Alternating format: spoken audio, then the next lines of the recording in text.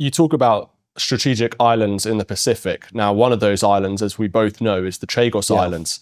Now, we talked about this in our last interview. Britain is giving up sovereignty of the Chagos Islands to Mauritius, a Chinese ally, and paying £50 billion. I don't understand how the Brits fought for the Falklands, and I had just come off sea duty. It was in the Pentagon at the time.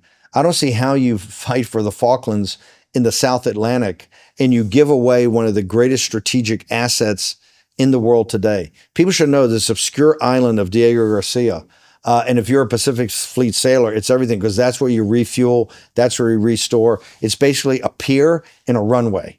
It's not, it's essentially an atoll. It's only one notch up from the 5 uninhabited islands that we gave tariffs to yesterday because of the penguins. Diego Garcia is so important. It is actually the linchpin of the Indo-Pacific strategy. And let me be blunt. With 2 carrier battle groups in the Red Sea, your only alternative is taking them around South Africa, which is not, if they come from the Atlantic Fleet, but if you're a Pacific Fleet, you've got to go back through the Straits of Malacca.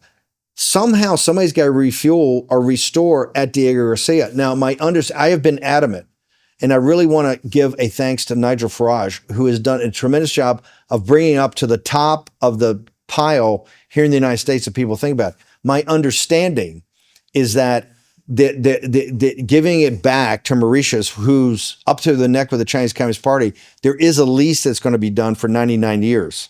Now, we saw what happened last time with Hong Kong.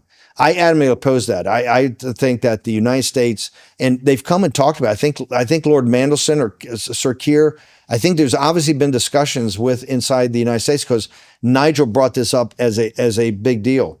So my understanding is that, don't worry, even if it's going to go back to the country of original ownership, there'll be a long-term lease. That will be helpful. I don't even like that, but I don't know all the details behind the scenes.